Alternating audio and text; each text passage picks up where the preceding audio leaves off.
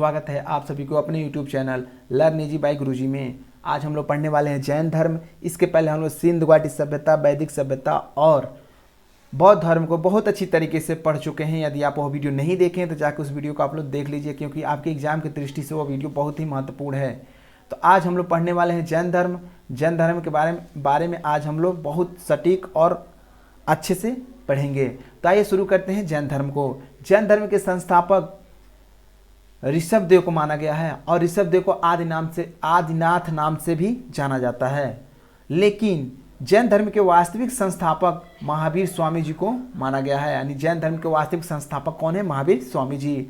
जैन धर्म में कुल 24 तीर्थंकर हुए और इन 24 तीर्थंकर को कल्पसूत्र नामक एक पुस्तक में बताया गया है और इसके लेखक हैं भद्रबाहु। यानी भद्रबाहु ने एक कल्पसूत्र पुस्तक लिखी और उसमें जो 24 तीर्थंकर हैं उनको बहुत अच्छी तरीके से वर्णन किया है।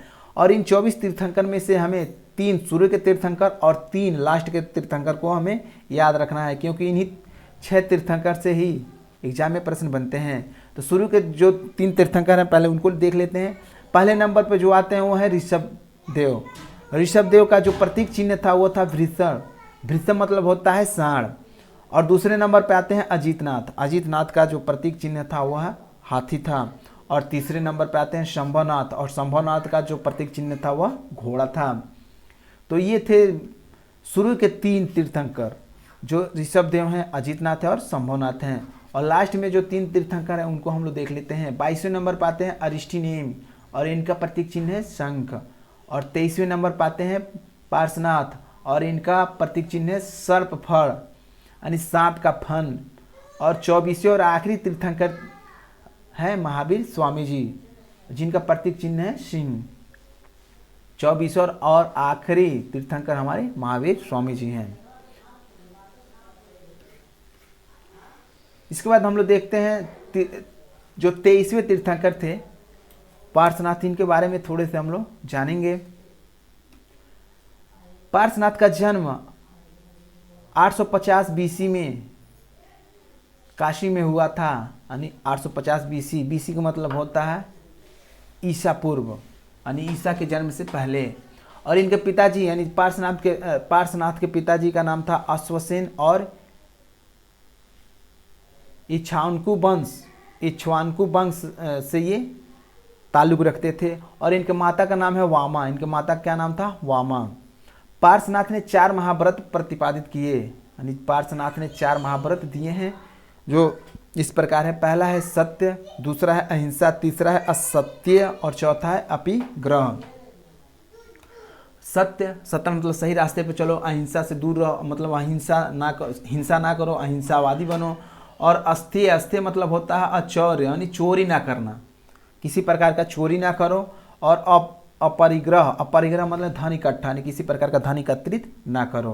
तो ये 4 जो महाव्रत थे ये पार्श्वनाथ ने दिए थे। लेकिन इसी में एक 5वां व्रत ब्रह्मचर्य ये महावीर स्वामी जी ने जोड़ दिया। उन्होंने कहा ये 4 से काम चलने वाला नहीं है और ये जो बहुत ही महत्वपूर्ण और बहुत ही कठिन व्रत को यानी महाव्रत को जोड़ दिया जो था ब्रह्मचर्य। और इन सब को मिला के 5 हो गए और सब मिला के क्या कहलाए? पंचम महाव्रत। यानी 5 महाव्रत, यानी आर्य के 5 महाव्रत हैं जो सत्य, अहिंसा, असत्य,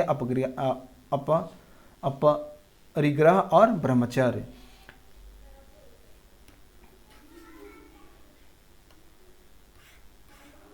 इसके बाद हम लोग महावीर स्वामी जी के बारे में कुछ जानकारी देखेंगे।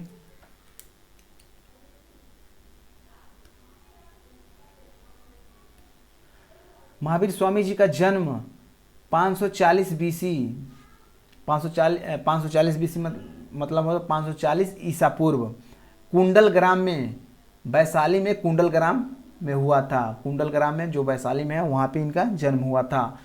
इनका मृत्यु 468 बीसी में पावापुरी, जो पटना में पावापुरी है वहाँ पे हुआ था। पावापुरी में हुआ था जो 468 बीसी में हुआ था। इनके पिताजी का नाम सिद्धार्थ था। इनके पिताजी का क्या नाम था? सिद्धार्थ। ये भी इक्ष्वाक वंश से ताल्लुक रखते थे। और महावीर स्वामी जी के माता जी का नाम था त्रिशला, जो लिच्छवी वंश से थी। और भाई का नाम था नंदीवर्धन और इनके बचपन का नाम था वर्धमान, और इनके पत्नी का नाम था यशोदा, और इनके दामाद का नाम था जमाली। जो जमाली थे, इनके जो दामाद थे, यही इनके पहले शिष्य भी थे। और इनके पुत्री का नाम था अनिज्जा प्रियदर्शना। इनके पुत्री का नाम था अनिज्जा प्रियदर्शना। तो ये थे महावीर स्वामी जी के बारे में कुछ तथ्य, इसको आप लोग याद रखिएगा क्योंकि इनसे एग्जाम में प्रश्न बनते हैं। इसके बाद हम लोग देखेंगे इनकी तपस्या क्या थी, किस प्रकार से तपस्या किए, किस प्रकार से ये अपने ज्ञान को अर्जित किए। 12 वर्ष तक तपस्या की थी, 12 वर्ष तक ये तपस्या किए थे। पहले वर्ष जब ये तपस्या किए तो वो किस नदी पे किए थे? स्वर्ण बालुका नदी पे किए थे। और किस वृक्ष के नीचे किए थे? ये अशोक वृक्ष के नीचे किए थे। जब ये पहले वर्ष में तपस्या कर रहे थे तब इनको कुछ ऐसा लग रहा था, कुछ चूक हो रहा है, कुछ मिस्टेक हो रहा है, और इनकी तपस्या में मतलब वो रंग नहीं आ रहा था जिसमें ये रंगना चाह रहे थे। इसलिए वह उठ के फिर दूसरे जगह चले गए और फिर 11 वर्ष तक वहाँ पे तपस्या की। कहाँ गए थे ये? किस नदी के किनारे गए थे? रिजुपालिका नदी था और जुम्मी ग्राम के समीप में एक रिजुपालिका नदी था, वहीं ये गए थे और वहीं पे ये 11 साल तक तपस्या की। और वो अब किस वृक्ष के नीचे थे? वह साल वृक्ष के नीचे ये तपस्या किए। और इनको ज्ञान कब प्राप्त हुआ? वैशाख दशमी में इनको ज्ञान प्राप्त हुआ था। ज्ञान प्राप्त के बाद इनको जीन कहलाए। ज्ञान प्राप्त करने के बाद इनको क्या लोग कहे? जीन कहे। जीन का अर्थ होता है निग्रंथ। निग्रंथ मतलब होता है बंधन रहित, यानी सभी प्रकार के बंधन से ये क्या हो गए? मुक्त हो गए। इसीलिए इनको जीन कहा गया। अहर्ण, अहर्ण मतलब होता है योग। योग मतलब होता है जो योग्यता रखते हो, जिनके पास सभी प्रकार की योग्यताएं हो जाएं। केवलिन मतलब होता है जिनको ज्ञान प्राप्त हो गया हो। केवलिन मतलब होता है जिनको ज्ञान प्राप्त हो गया हो, यानी जिनको सभी प्रकार के ज्ञान मिल गया हो, उनको केवलिन कहते हैं। इनकी शाखा देखते हैं हम लोग। जैन धर्म की शाखा, इनकी पहली शाखा है श्वेतांबर और दूसरी शाखा दिगंबर। श्वेतांबर के संस्थापक है स्थूलभद्र। श्वेतांबर के संस्थापक कौन है? स्थूलभद्र हैं। और ये सफ़ेद वस्त्र धारण करते थे, यानी सफ़ेद वस्त्र पहनते थे। और ये उत्तरी जैन कहलाए, यानी उत्तर जो दिशा में रहने वाली ये जैन कह रहा है। और दूसरे थे दिगंबर। दिगंबर के संस्थापक हुए भद्रवाहु, और ये बिना वस्त्र के रहते थे, यानी ये नग्न अवस्था में रहते थे। और ये दक्षिणी के जैनी कहलाए, यानी ये दक्षिणी दिशा में रहते थे।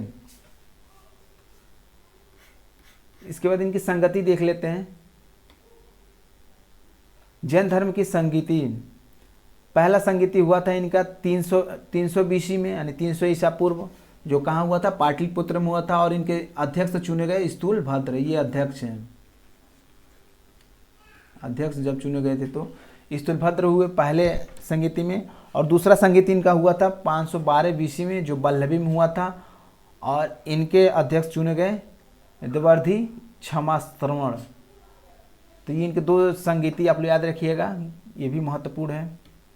2 संगीति, पहला हुआ था पाटलिपुत्र, दूसरा हुआ था बल्लभी में। पहला हुआ था 300 बीसी में, दूसरा हुआ था 512 बीसी में। पहले के अध्यक्ष चुने गए स्थूलभद्र और दूसरे के द्विवर्धी क्षमा श्रवण।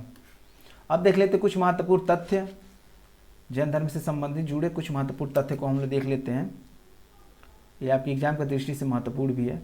महावीर स्वामी के मृत्यु के बाद जैन धर्म के प्रथम अध्यक्ष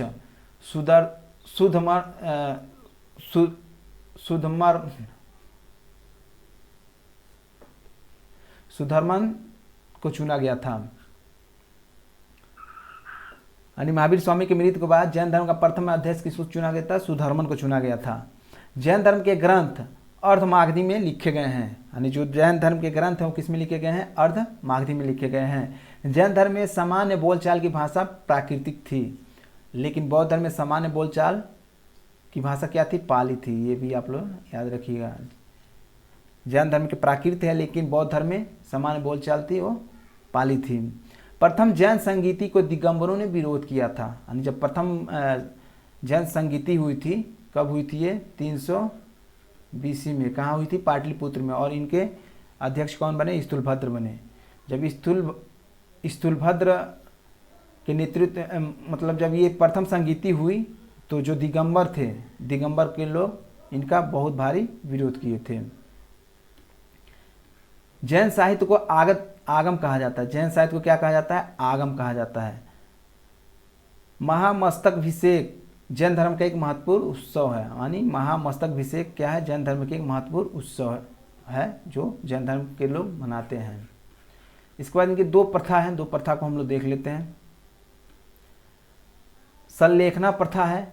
ये प्रथा क्या चीज़ कह रहा है? संलेखना प्रथा में हम कह रहा है जैन धर्म के संलेखना प्रथा सत्य एवं लेखना शब्द से मिलकर बना है, जिसका शाब्दिक अर्थ होता है अच्छाई का लेखा जोखा होता है। इस धर्म में अहिंसा एवं काया कलेश पर अधिक बल दिया गया है। यानी संलेखना में कहा गया है कि अच्छाई का लेखा जोखा, यानी कुल मिला जुला के अहिंसा एवं काया कलेश पर अधिक बल दिया गया है। यानी अहिंसावादी, किसी प्रकार का हिंसा न करना, किसी का अहित न करना, इनके कहने का मतलब ये है।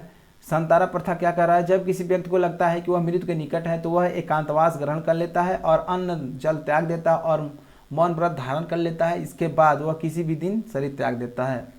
जब मनुष्य को लगता है कि वह अब उसका अंतिम टाइम चल रहा है तो वो सब एक जगह एकांत में चला जाता है और खाना पीना जल इत्यादि को छोड़ देता है और बाद में वो अपने शरीर को त्याग देता है। तो उम्मीद कर रहे हैं आप लोग को ये क्लास पसंद आया होगा। यदि आप हमारे वीडियो पर हमारे चैनल पर पहली बार विजिट किए हैं, यानी हमारे वीडियो को पहली बार देख रहे हैं, तो वीडियो को लाइक कीजिएगा, साथ में चैनल को सब्सक्राइब करके बेल आइकन दबा लीजिएगा। फिर मिलते हैं अगले वीडियो में, अगले टॉपिक पे अगले वीडियो में मिलते हैं। तब तक के लिए जय हिंद, वंदे मातरम।